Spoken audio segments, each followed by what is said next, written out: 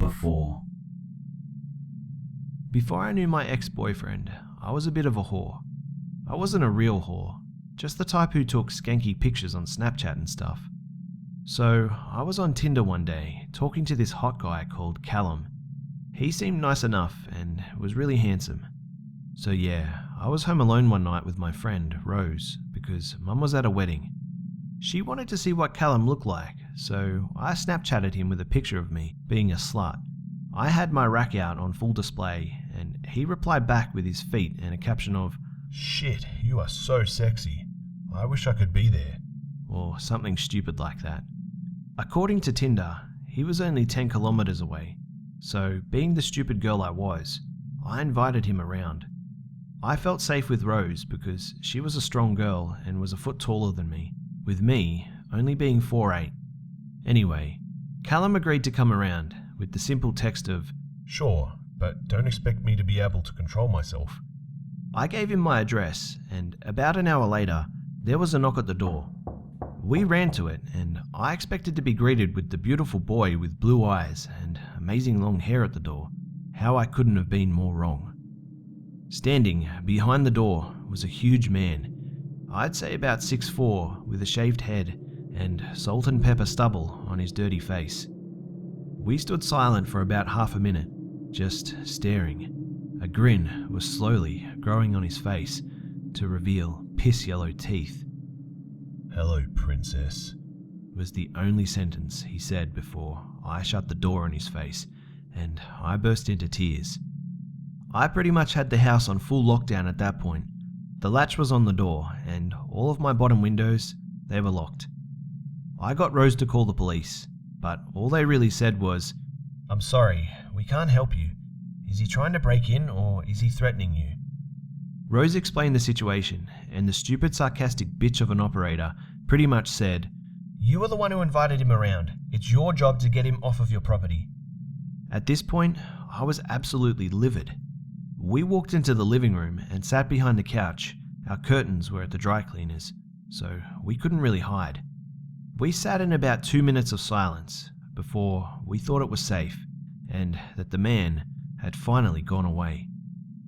I poked my head from behind the couch, and then I saw him. He grinned at me and waved, his face almost getting crushed in between himself and the window, and then he said something that made me physically sick. "Judith, it's me, Cal." He took his phone out, did something on it, and then pressed it against the window. I squinted, unable to see what it was, and then it hit me. It was a picture of me, standing in my underwear, in front of my mirror. Then he said something that made me cringe. "I want to see that in real life, and I want to do your daddy a favor." I looked at Rose and apologized for being a slut. She shook her head. Of course, she didn't care at the minute. Then I did what I was good at, because he wasn't going to go away. I climbed onto the windowsill and opened the top window. It isn't big at all, just big enough for me to stick my head out. What I said next was one of the biggest bluffs I'd ever given. "You get the fuck off of my property. My friend in there just called my boyfriend, and he's on his way here now, and he is going to beat the shit out of you. So you better leave if you don't want your dirty face smashed in."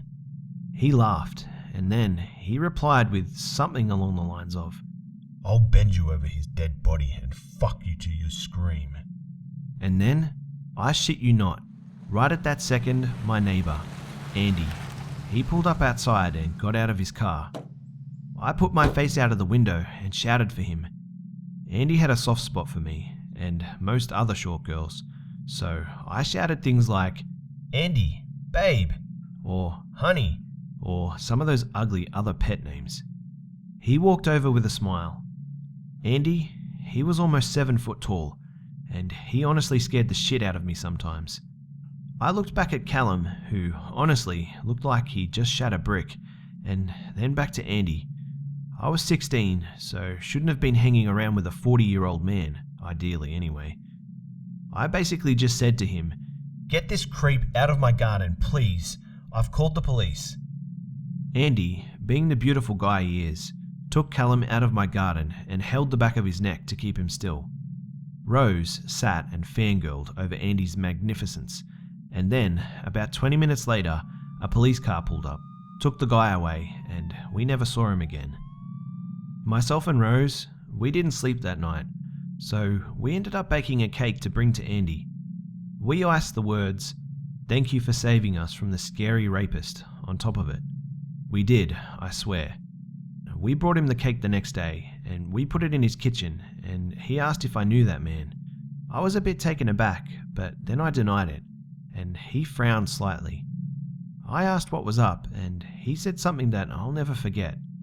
Apparently, when he was standing with Andy, he physically begged Andy to let him screw me, or to watch Andy screw me, still thinking that Andy was my boyfriend. He started telling Andy, word for word, the dirty talks we'd have. Andy then recalled one back to me, and my stomach turned. Then he said how Callum had told him that he could have Rose, and they'd both take turns on me. I couldn't sleep for a week afterwards. So yeah, I was in a lot of trouble for my nudes, and I could not stay at home alone anymore, but I would just like to say this. Please, please be careful what you send to people. Don't send anything if you can help it. I was just a dumb kid who got off with a slap on the wrist, but it could have ended much, much worse. Number 3. I met Trent on Tinder in October of 2014. He really seemed like my type. Tall, slender, the very definition of twink. It's hard to find many feminine gay guys in the boonies of Oklahoma, so I swiped right, and then we started talking about setting up a date. Everything was amazing for the first couple of months, until the end of the semester, when my roommates, they moved away. That was when he came to spend some time with me during winter break. When I started wanting to spend some time with family for Christmas, Trent decided to let me know that he couldn't go home because he had cut ties with his family. This was a huge red flag if I'd ever seen one, but I decided to try and help him find a place to stay and then break up with him. I didn't want to make him homeless after all. By the time the break had ended, Trent had enrolled at my university and was living across the hall from me. I knew that it would be awkward when I left him, but I wasn't prepared in the slightest for what was about to come. When the new semester began, he knocked on my door, complaining that he couldn't sleep in his own room for several reasons, the most frightening of which was that he was afraid that his roommates would kill him. I reassured him that those were just unreasonable thoughts and sent him back to his room. Not an hour later, Trent comes back to me, threatening suicide. I take him to the hospital, with him sobbing about how I was going to break up with him the entire time. I never told him I was going to. The next morning, I got 30 phone calls. I changed my number and blocked him on all of my social apps I use. Then, he created a new Grindr account and finally coaxed me into meeting him for a conversation. I ended up taking him back because, even though he was medicated, he was still very unstable. He had attempted suicide after he was released from the hospital. I had moved off campus at that point. Fast forward about 3 months, and now he's moved off of campus into an apartment that he can't even afford. I had been trying to get him the hell out of my house because he was essentially living with me, since he just couldn't stay at his new place on campus without attempting suicide. At that point, I was in a marriage-like relationship with Trent against my will because I was afraid to be the cause of someone's suicide. One night, I decided I just didn't care about Trent anymore, and I broke up with him. And this is where it gets dark. For an hour, we went around and around, with me begging through my tears for him not to kill himself, and him essentially trying to force me out of his house so he could commit suicide. It came to him threatening to call the police to tell them that I was psychotic and threatening him in his own home. I left and called the police, and when they arrived, they found him attempting to blow up his entire apartment complex. When he got back, the true stalking began. I started receiving up to 50 calls in one day from numbers that would change. He was changing his number to bypass my call block.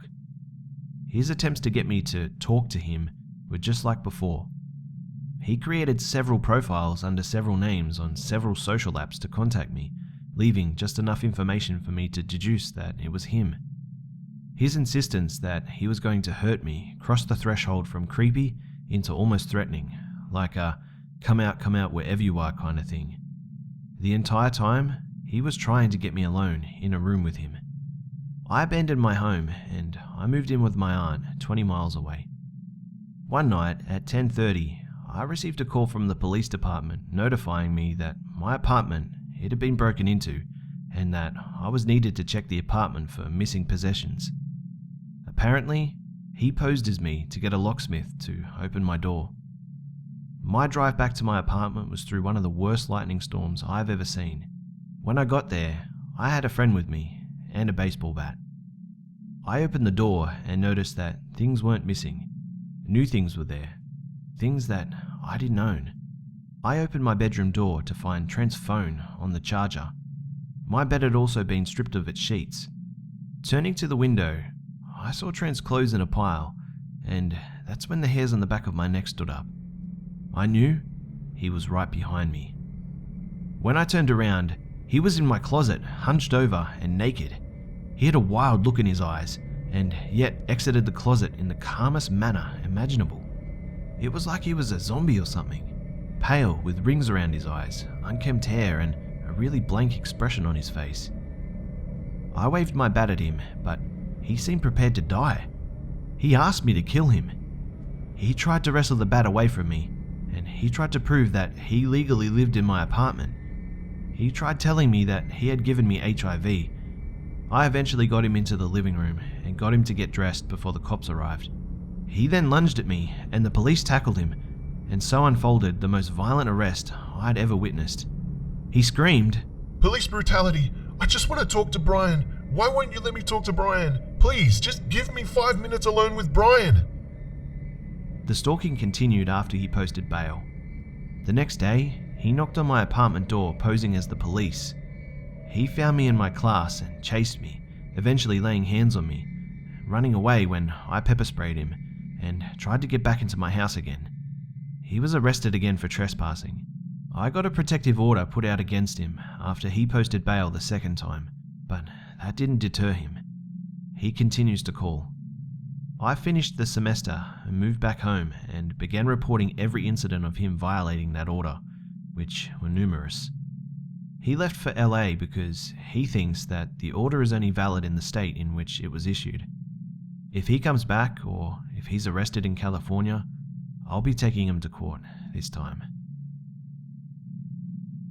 Number 2. This story is something I've never told anyone. Not until today, that is. It all starts when I was nearly 18 years old, which is legally an adult here where I live. So it was pretty exciting. I was the good girl type throughout my life and wanted attention from men since I hadn't had a boyfriend before. Being focused on my grades and such, I had no need for one. But being an 18-year-old girl with new privileges, it got to me. There had been an app floating around my school and town for a while, Tinder, as most of you may know it as. You can vote someone attractive or swipe if you're not interested, in hopes you'll get a match with someone you like. Me, being naive and stupid as I recall now, decided to give it a try. Without trying to sound too conceited, back in my day, I was a pretty attractive girl. Many men instantly gave me attention. I had many matches on Tinder, but one in particular, it got to me. His name was Matt. Matt was a gentleman, seemingly refined, 21 years old, and very handsome. He had a lot of similar interests to me as well. He seemed sweet, and he lived only half an hour away from the town I was living in at the time. We decided to meet for drinks, him with his friends and me with mine. We met in this shady bar in my town. It was run down, musty smelling, but it was quite relaxed. The people were nice and the owners were friendly. Matt comes in about half an hour late, saying that he had car trouble. He was alone, and I asked where his friends were, but he said that they just couldn't make it. He was extremely handsome, and he was dressed in a red dress shirt, black jeans, had a newly shaved face, and he had his hair gelled up. He also had a nicely scented cologne on, which really attracted me. He was very charming, respectable, polite, and we talked for hours, it felt like. Eventually, my friends left me and him alone due to how infatuated it seemed we were with one another. We held hands, stared into each other's eyes, and we flirted quite a bit. It seemed like a dream come true. He offered me a drink and I accepted. He walked over to the bar and he got us both a beer. I should never have accepted that beer, as it would change my life forever. I became out of it immediately after consuming the drink, dizzy. I needed to go home. My house was only a block away from the bar, but I could barely walk. I thought to myself, Why did my friends leave me? Damn it. he offered me a ride home, and I politely accepted, which was a dreadful mistake. We got into his car, and immediately he got back out of it and went to grab his jacket from inside. While I was sitting in the car, I noticed his phone go off, and a text message preview popped up with the first name Dan on his screen. The message, it chilled me. The preview showed a drop-off location, addressed for the body. I should have gotten out of that car then and there, but like an idiot, I searched for my phone in my purse instead to call my dad to come and get me. He came back and asked me what was wrong. I denied feeling upset and told him that I just had to go, but when I reached to grab the door and open it, he locked it and then smiled and said, You're not going anywhere. This is where my vision began to blur and my memory becomes pretty fuzzy. It seemed like we drove for a long time. I'm not sure due to how out of it I was. I felt his hand awkwardly close to my crutch on my thigh. Multiple times, he also squeezed my thigh. The car stopped abruptly and I began to feel sick to my stomach. He got out of his vehicle and opened the trunk. I looked in the back seat for anything to use as a weapon, and then my stomach dropped again, as I noticed duct tape, ties, and plastic bags. I didn't notice it before due to how sick I was feeling. I opened up the dashboard and found a bottle of chloroform and some type of pill drug in a baggie, and a few pairs of what seemed to be his possible other victim's panties. This was it, I thought to myself. This was definitely it. I was going to die, wasn't I? He pulled me out of the vehicle, tried pulling my top off. I bit and scratched as hard as I could. I had learned some self-defense techniques from my uncle, and I remembered to duck a knee in the stomach and face, and I kicked him in the groin and then the face. Even though I was dizzy, I ran and ran as fast as I could. I threw my high heels off somewhere along the way, and I just kept running. It hurt like hell on the gravel road we were on, but I needed to live. I could hear him yelling in the background far behind me saying, Sweetheart. Sweetheart my ass, I thought. I ran far into the trees and found the closest farmhouse, and I banged on the door really hard. They called the police, but by the time they got there, Matt and his car, they were long gone. And the only evidence of my struggle was my blood on the gravel from my bleeding feet from the running, and my high heels kicked off in the ditch. I went to show them his profile, but by then, he had taken his Tinder profile down, and the number, it was like it never existed. There were no reports of a Matt Shepherd even living in the area. Soon after, I moved with my mum 2 cities away to get away from what had happened, and nobody besides the police know of my story. I was just too ashamed to tell my parents what had happened, or my friends. How could I have been so stupid? Who was this person? Where was he taking me? And what was his plan? Number 1.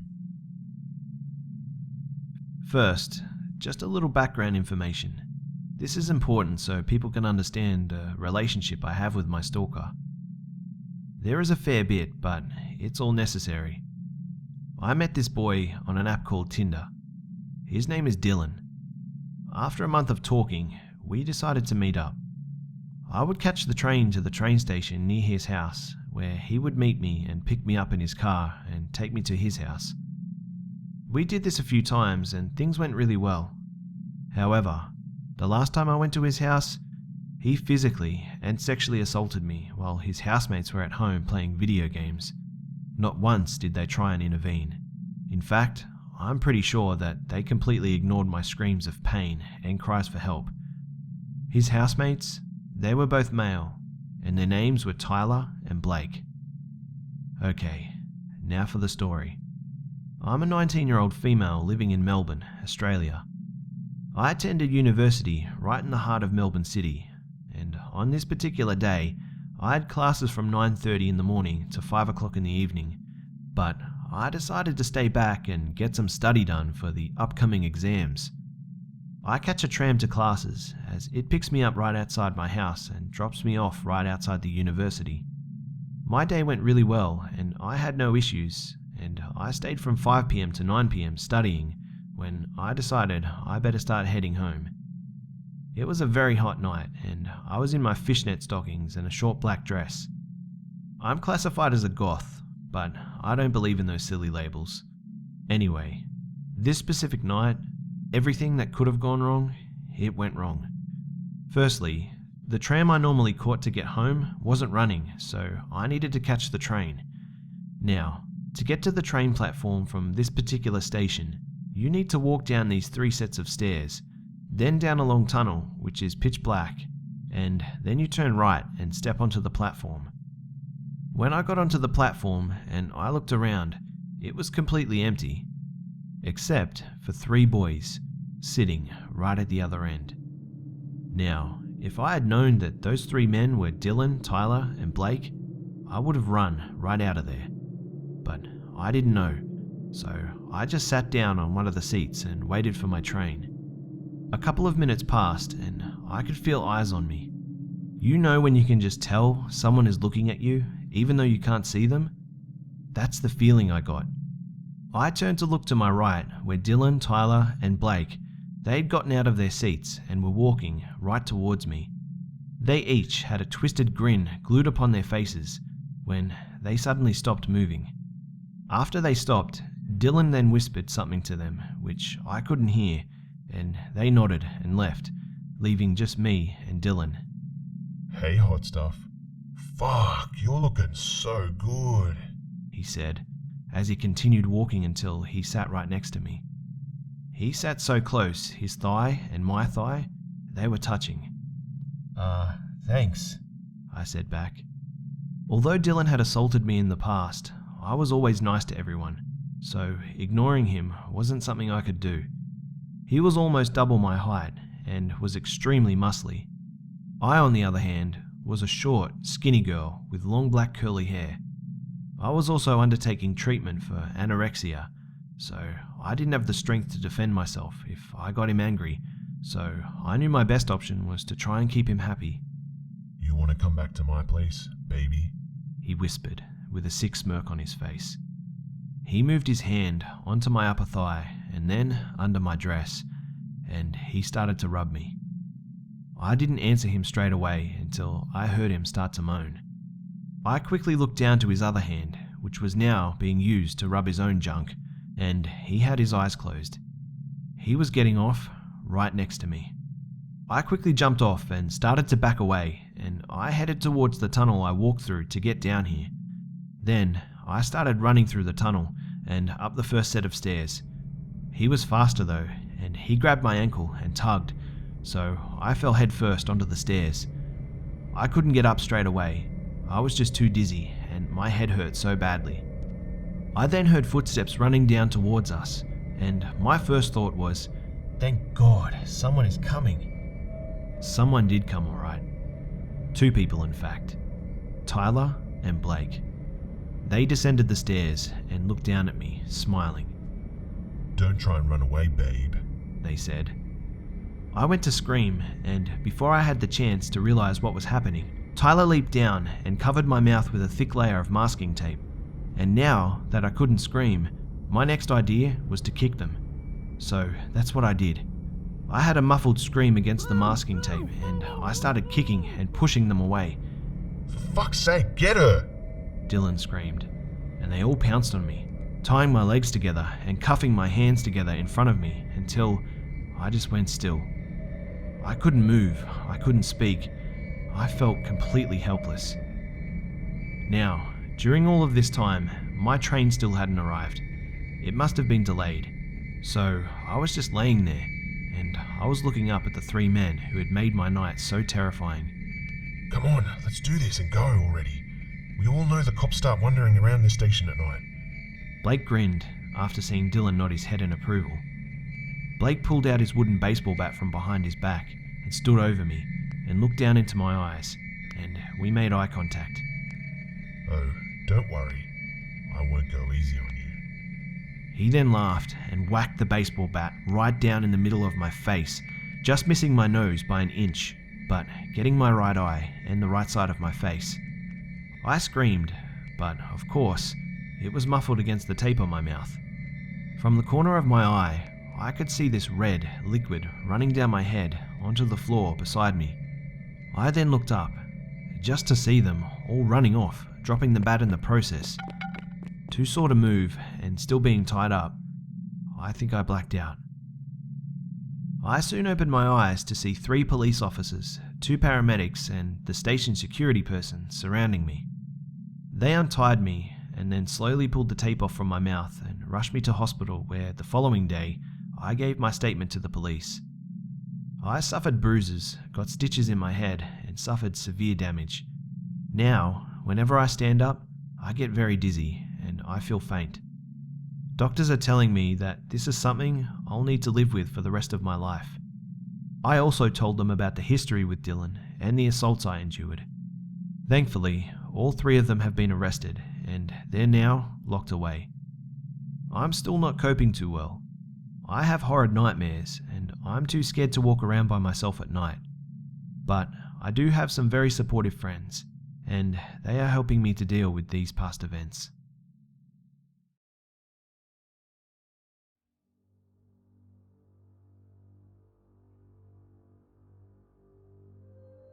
G'day mates, it's Busta here. I hope you enjoyed the video, guys. And well, I guess you could say that some dating apps tend to be a little dangerous. 2016, baby, starting off the new year with a bang. Oh man, I hope you guys had a wonderful break, and I hope everything just went well for you guys. I had a really restful time, and it was great to just kick back and relax, and I'm feeling revitalized and energized and restored. And today when I started recording this video, I was just feeling great again. I was just feeling excited about 2016 and about what's in store, and oh man, I just couldn't wait to do this video. And 2015 was great, and it was great to have a rest, and I'm just so excited, guys. So I hope you guys had a wonderful break, and yeah, it's good to be back. On that note, thanks again to the Hive members that bravely shared their stories for us all here. And honestly guys, I hope you're all doing really well. For the chance to have your story feature in a video, you can send your story to my email, which is in the description below. And as always, keep them coming, guys, as this channel relies upon your stories to continue. Also guys, please do me a favor and just state in your email what your story is about in the description, and also provide me with a short written statement of consent, just so that I can be above board with everything. And also remember to tell me in the email if you would like to remain anonymous, and please also change any names if you don't want particular names to be shared. So guys, I've had some major technical issues recently with the Mega Collab video. I think I now finally have kind of fixed it all, but it means the video is going to be really delayed, and I'm so sorry about that, guys. It's just, unfortunately, something has happened with the upload on YouTube. I don't even completely understand it myself, but I think I fixed it. I'm gonna press on and get this thing uploaded if it's the last thing I do. So it is on the way, but yeah, unfortunately it's gonna be delayed. Also, I've almost finished writing up my Draw My Life story, and so that'll be kind of compiling soon. So that should be coming up within the month or so, I think. It's going to be quite big. It's going to take a bit of time, and I know a ton of you guys really want that to come out soon. So I'm going to be trying to get that out as quickly as I can for you guys. Hopefully it'll come out within kind of like the next month or so. Also guys, I wanted to thank everyone who voted on the last video, kind of the update video that I put up, for some insight into kind of channel direction. And the votes were very unanimous. You guys really want to keep the vlogging and the gaming channel separate, which ultimately I think is a good idea as well for kind of a few different reasons. But also, surprisingly, a lot of you guys wanted some discussion or kind of talk videos with gaming on screen as kind of background content. And I think this is a really cool idea. And so what I'm going to do in 2016 is kind of a combination of some vlogging and some kind of real talk videos with some gaming in the background on my second gaming channel. The videos, so the video here on screen is a link to my second channel. So if you want to come and check it out and subscribe for some of this stuff that I just mentioned, be sure to do so, because that channel's hopefully going to really start to heat up in 2016. But yeah, I just wanted to give you guys a big thank you to everyone who voted and left a comment down in the comment section about what they wanted to see, because it's really helpful for me to know what you guys want and, you know, what is going to be best for us here on the channel. So thank you guys for that.